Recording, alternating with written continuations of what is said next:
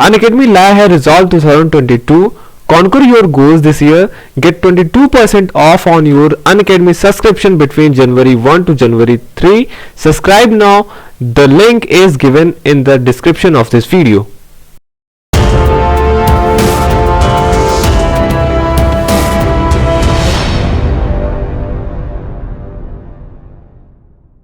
Hello friends, welcome to channel masters of botany again. मैं हूं आपका दोस्त विनय कुमार सिंह। हमने यूस्लागो जो है कंप्लीट कर लिया था। फिर पक्सीनिया में उनके जनरल कैरेक्टर्स और पक्सीनिया ग्रामिनिस के बारे में कुछ कॉमन फीचर्स जो उनके हैं वो हमने बता दिया था। उनके कितने स्ट्रेन्स होते हैं ये बता दिया था। और फिर जैसे कि आपका ये मैक्रोसाइक्लिक है, इसमें स्पोर्स, अगर आप पक्सीनिया के बारे में पढ़ते हैं और पक्सीनिया के स्पोर्स के बारे में आपको पूरी जानकारी है, यूरोडोस्पोर, टिलेटोस्पोर, बेसिडियोस्पोर, पिग्निडियोस्पोर, एसियोस्पोर, ये क्या है, इनका फीचर क्या है, किस पे ग्रो करते हैं और कैसे एक दूसरे में कन्वर्ट करते हैं, तब आपका पक्सीनिया लगभग पूरा कंप्लीट हो जाता है। तो कल मैंने आपको 5 स्पोर के बारे में बताया था। आज मैं आपको बताऊंगा कि ये 5 जो स्पोर हैं एक के बाद एक कैसे एक दूसरे से बनते हैं। ठीक है, तो सबसे पहले मैंने आपसे बताया था कि ये एक सीक्वेंसेस में लिखा हुआ है। यूरोडोस्पोर के बाद टिलेटोस्पोर बनता है। टिलेटोस्पोर फिर डिस्पर्स होके ये जमीन पे रहता है और फिर वहां पे बेसिडियोस्पोर जो है उसी से बनते हैं। बेसिडियोस्पोर जो होता है इन्फेक्ट करते हैं अल्टरनेट होस्ट बर्बेरिस वल्गैरिस को।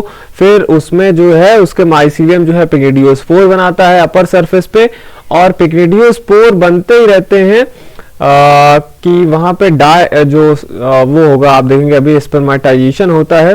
स्पर्मेटाइजेशन के बाद आपका एसियोस्पोर्स भी बनते हैं उसी लीफ पे, बर्बेरिस के लोअर सरफेस पे, और एसियोस्पोर्स रिलीज होते हैं। फिर ये इन्फेक्ट करता है प्राइमरी होस्ट को और फिर ये सीक्वेंसेस चलते रहते हैं। इससे ही पक्सीनिया का लाइफ साइकिल कंप्लीट होता है। आज उसी के बारे में मैं आपको डिटेल्स बताऊंगा।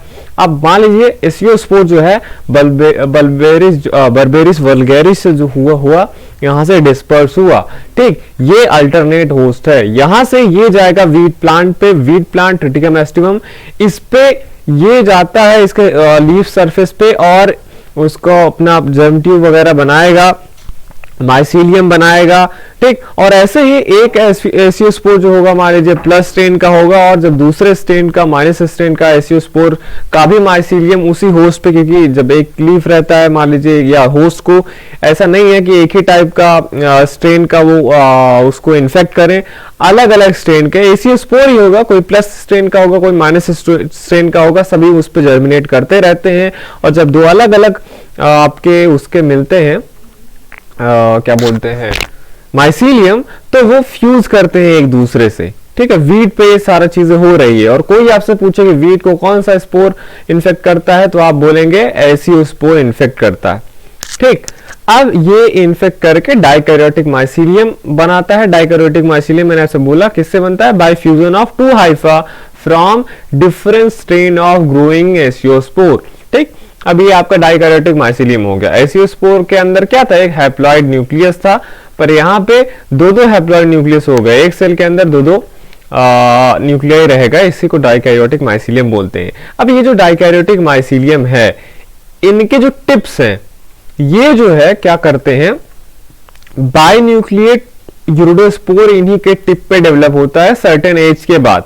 एसियोस्पोर, 2 एसियोस्पोर का माइसीलियम आपस में फ्यूज करके डाइकैरियोटिक माइसीलियम बनाया, और यही माइसीलियम एक समय के बाद यूरोडोस्पोर बनाते हैं अपने टिप्स पे। और ये क्योंकि डाइकैरियोटिक माइसीलियम है तो जो यूरोडोस्पोर बनेगा वो बाइन्यूक्लिएट होगा। ठीक, यूरोडोस्पोर बन गए आप। ठीक, तो ये यूरोडोस्पोर किससे बन रहा है, कोई आपसे पूछा तो इन्फेक्ट कौन किया, एसियोस्पोर, और इससे वीट के ही प्लांट पे क्या बना आपका, यूरोडोस्पोर। ठीक, अब ये यूरोडोस्पोर का कोई आपसे फीचर पूछे तो आप बोल दीजिए कि ये स्टार्क्ड होते हैं। सबसे खास बात है कि ये यूनिसेल्ड होते हैं, मतलब एक ही सेल का ये बना होता है लेकिन बाइन्यूक्लिएट होते हैं। इनका वॉल स्पाइनी होता है और इन पे 4 जर्म पोर आपको देखने को मिलेंगे।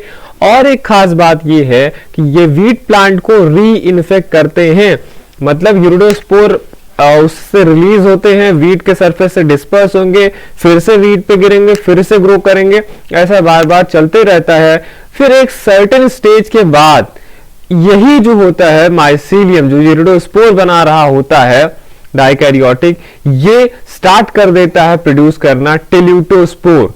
टेलिटोस्पोर जैसे आपने यूस्टिलागो के संदर्भ में पढ़ा था, वहां पे उसके रिस्पेक्ट में पढ़ा था आपने, तो वहां पे आप देखा था ये पेरिनेटिंग स्ट्रक्चर होते हैं। ठीक यही काम यहाँ पे भी टेलिटोस्पोर का भी है, इसका भी फीचर होता है, ये भी स्टार्ट होता है।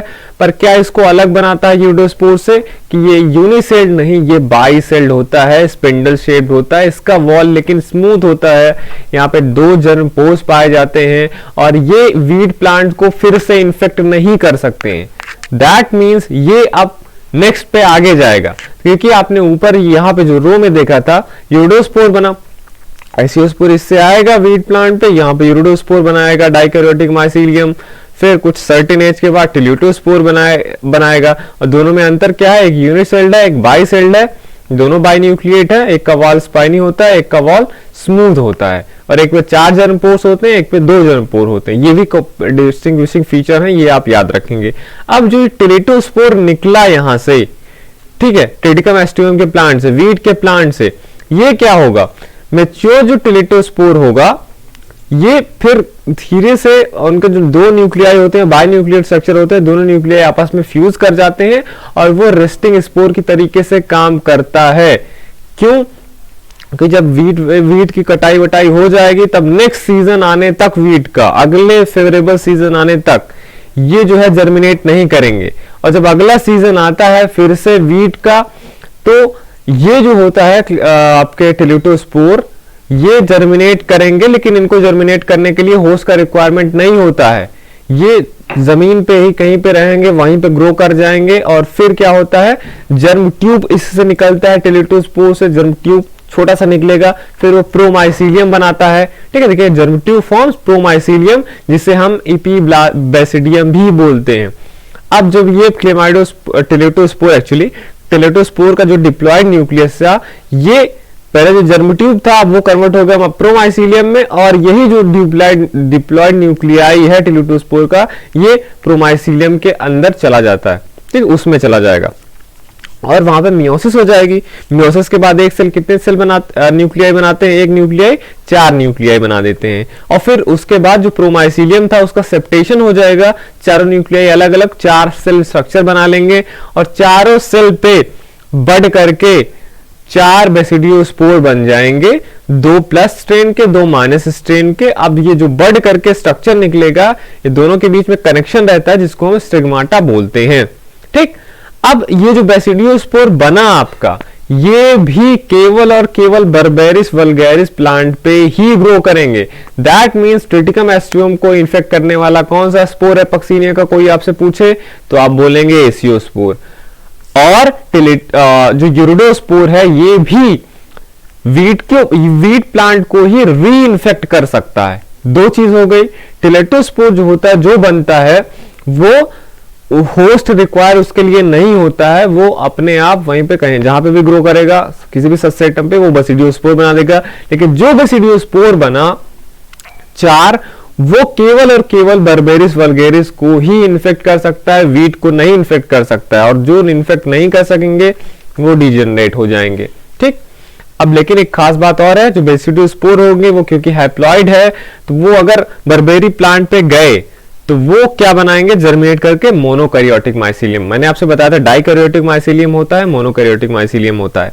तो एसियोस्पोर जर्मिनेट करके मोनोकैरियोटिक माइसीलियम बनाता है, लेकिन 2 प्लस और माइनस स्ट्रेन के जो एसियोस्पोर के माइसीलियम मिलेंगे तो डाइकैरियोटिक माइसीलियम बना देंगे।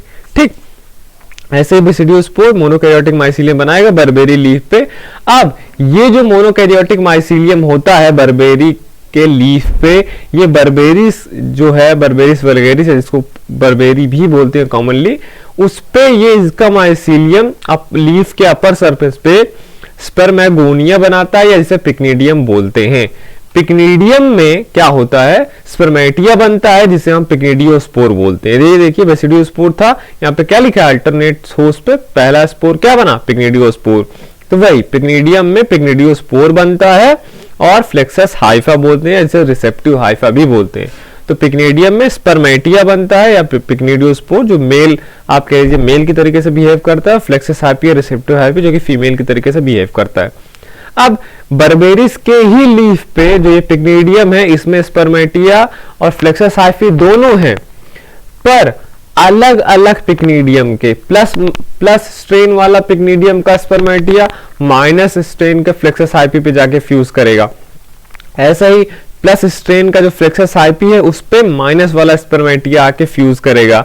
और ये जब फ्यूजन हो जाता है जो पिक्नीडियम है उसके अंदर स्पर्मेटिया का और फ्लेक्सस हाइफी का, इसके फ्यूजन से जो होता है, जो न्यूक्लियस है स्पर्मेटिया का वो फ्लेक्सस हाइफी में ट्रांसफर हो जाता है। इस प्रोसेस को हम स्पर्मेटाइजेशन बोलते हैं। अब जब दो न्यूक्लियाई आ गए तो ऐसा माइसीलियम कैसा हो जाता है, डाइकैरियोटिक माइसीलियम बन जाता है।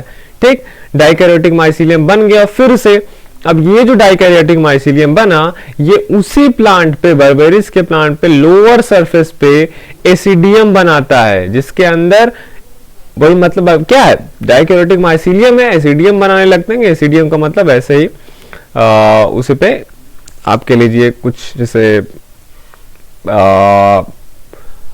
आपके लिए वो रहता है जैसे गड्ढा टाइप का, हिंदी में अगर बोले, ठीक है। या आप जैसे आप देख रहे थे पेरिथीशियम वगैरह होता है, फ्लास्क शेप स्ट्रक्चर नीचे की तरफ से बनाते हैं, उसी में आपके बहुत सारे एसियोस्पोर बनेंगे।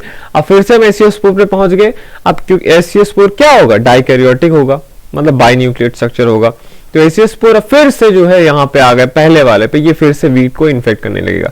तो ये सारी कहानी है, एसियोस्पोर ट्रिटिकम एस्टियम को वो किया, इन्फेक्ट किया, फिर वहीं पे यूरोडोस्पोर बनने लगे डाइकैरियोटिक माइसीलियम से। यूरोडोस्पोर फिर लास्ट में टेलेटोस्पोर बनाने लगता है, टेलेटोस्पोर जनरेट करके बेसिडियोस्पोर बनाने लगे। बेसिडियोस्पोर इन्फेक्ट करेगा बर्बेरिस वर्गेरिस को, बर्बेरिस वर्गेरिस में फिर पिक्निडियोस्पोर बनेंगे, फिर एसियोस्पोर बने लेंगे। ये पांचों के पांचों स्पोर ऐसे बनते हैं। तो ये था सारे का फीचर और कौन किसको इन्फेक्ट करता है, यही आपको याद रखना है पक्सीनिया में। यहाँ पे एक सिंप्लीफाइड डायग्राम मैंने बना दिया है। वीट प्लांट पे यूरोडोस्पोर टेलेटोस्पोर बनते हैं और फिर ये रिलीज होकर बाहर बेसिडियोस्पोर बनाते हैं। बेसिडियोस्पोर बर्बेरिस के लीफ पे, पिक्निडियोस्पोर एसियोस्पोर बनाएगा और फिर एसियोस्पोर इन्फेक्ट करता है वीट के प्लांट को।